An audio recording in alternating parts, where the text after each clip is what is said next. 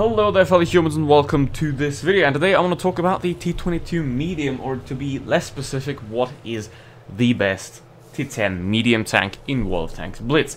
And there is only really three options, but I'll get to that later. First of all, let's talk about this tank a bit, and also why medium tanks aren't really the best option for the game right now. First of all, obviously they're harder to play. So if you're a new player, you should go more toward the heavy tanks, because they're just more suited and they forgive more mistakes. So with that said, let's jump into the T22 Medium. What makes this tank special and why is it up there for contention of best T10 Medium tank? Now obviously the first one is the DPM, and the second one is the armor of this medium tank. Now the side is spaced, also as you can see right here, this shape right here, that is the hull armor, so the side is very hard to penetrate. It is excellent at side scraping if you manage to hide this part. However, the front is quite weak, so you can be penned there every time.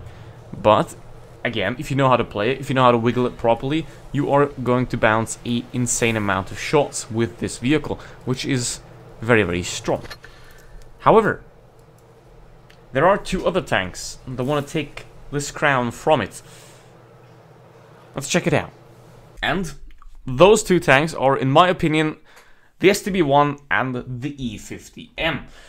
The STB-1 because it is an excellent all-round vehicle with a lot of gun depression. It has more alpha damage. It has a lot more flexibility than the T22. So if a good player will most likely do more in the STB-1 because it's more widely usable. And then the second one that I like to put up here is the E50M. It's quite simple, because the E50M is essentially the perfect heavium on the medium side, while on the other side it's the Chieftain Mark 6. Whereas the E50M has insane mobility, insane armor, and a very good gun. It also has the nice addition of ramming that propels it up here. And there is like nothing bad about the E50M. And that is why it is up here as well. Now, the key difference, as you can see already here, the T22 Medium has more DPM, but it has less alpha damage. Which means you can do more damage, but you have to expose yourself for longer to do it. So essentially, it's a tie. Because you can do more damage, but you also can be damaged more, so it's more of a 50-50, so in that regard, the T22 is on par with the others as well. Then accuracy, the STB and the E50M are both more accurate, have better aim time, and have also better gun depression, so this one clearly goes to the other two. The mobility is sort of tied, because, you know, the T22 Medium is Russian, so it has insane ground resistance, but the STB is still faster. And then, as we go down here, the armor, that is where this tank shines. However, only compared to the STB, whereas the E50M has very good turret and hull armor. And the very big strong point of the T22 Medium is the side armor right here. Then, how's it played? Well, the T22 Medium of these three has the best performance, also because it is the rarest. And because not a lot of free-to-play players get their hands on it, so it is more likely that T22 Medium players are better players. So there is one explanation for that. As you can see, the average damage on the STB is actually higher. So yeah, it is a par between all those three, so there isn't really a clear-cut winner. A lot of people say that the T22 Medium is OP. I would not say so. I would not say that it is the best T10 Medium. However, I'm going to still show you how to play it well. But, for me personally, I prefer the STB and the E50M. Because they're more flexible, because they have more alpha, that makes me like them more. However, that doesn't mean the T22 Medium is a bad tank. I'm going to show you a game that I had in it recently, and I'm going to exactly show you how to play the tank. So, edit.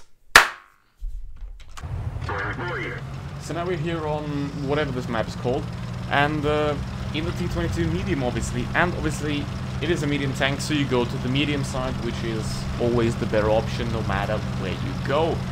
Because, obviously, as always, map control is game control makes you win games. So yeah, don't be that kind of person that goes into the city with a medium tank. Now, obviously, as you can see right here, I spot the 50M, he's going back, which immediately tells me the field is empty, the enemy are in the city. Which is pretty cool, you know, because that is a very good way to win. And also the 50M gets damaged, so free assistance damage. That's always nice. If you want to become a better player, if you want to increase your win rate in WN8, then farming more assistance damage is always a very good way to do that as well. So, now, obviously, I'm in the enemy spawn now after a minute, and there is a 183. I don't necessarily want to expose myself to him, because even though I have quite good armor for a medium tank, the 183 has insane amounts of penetration, and you don't want to peek that. And especially with this tank, you only have 310 alpha damage. It is the lowest of all T10s, so you cannot trade with anyone. You always have to be on top of your trading game. You have to put in 2 shots while they shoot once. So that's very, very hard to do with this tank, and that is why, as a new player, you're still going to struggle, even though it is quite a strong tank. Yeah, obviously, 183, he's completely caught out, he's alone. We're just gonna push him and catch him out, and now he's dead. And now we have a controlling situation here. It is 6 versus 5. However, as you're gonna see in the progress of this battle, it's not gonna end up too well. So, this is exactly what you want. You want to pressure the enemies into a very tiny corner of the map so that it can surround them and slowly wear them down without them being able to fight back. But what you don't want to do is exactly what my team's doing. They're allowing them to break out of this and allowing them to push into one side, which means that the enemy is going to be able to overrun all the teammates in spawn, and that is going to end not too well. Now, I'm going to go in here on 57. Obviously, if you're facing an overloader, just count their shells, then you know when they're reloading. That's 2, so I know he can only have 1 more, which he just wasted, and now he's on reload, and we will take him out. And that is really the big strength of this tank, that is brawling. That is something that the STB, for example, cannot do at all, because it doesn't have the armor for it. And the E50M can do it as well, but just not as successfully because it lacks the turn speed, and it lacks DPM somewhat, even though it's only 10% less.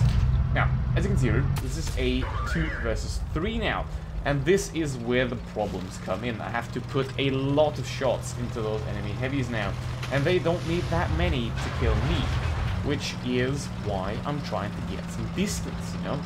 If you're up against heavy tanks, don't fight them up close if you have a hit point disadvantage, or even if it's equal on the hit points, because obviously they can just out-trade you, which is exactly what you don't want.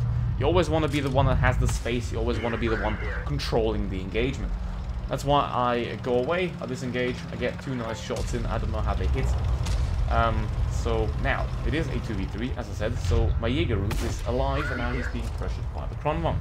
So, preferably, it is always nice to sort of help your teammates out in a situation like that, because they might be a good player, they might be able to help you get a win here. And especially also, if they're not a good player, they can sort of function as a hit point pinata while you do more damage, which I am doing at 4.7k right now, which is a very, very good game for this tank.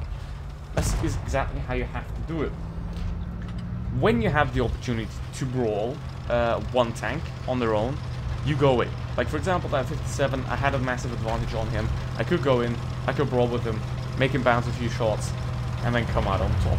In a situation like this, in a 2v3, if you go in, you have the disadvantage. So you disengage, you play from a distance, you use the pretty good accuracy of this vehicle to get in shots from a distance, and then once you are within a range where you can comfortably win the engagement, you can go in and brawl again, which is not the best of things. Now the RS4 shot, which means I have the advantage on the hill, using the APCR because he blocked pen the side, and now it is a 1v1 up against the E5, both one shot. However, he is winning because he has a supremacy cap point, and I just send it and it goes in for some reason.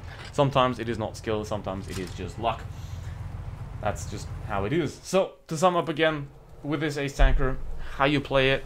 You brawl when you can and when you're comfortable in that situation, and otherwise you disengage, you play from a distance, and you try to do as much damage from there as you possibly can. And with that horrible disappointment of me getting an ace, that is it. Goodbye.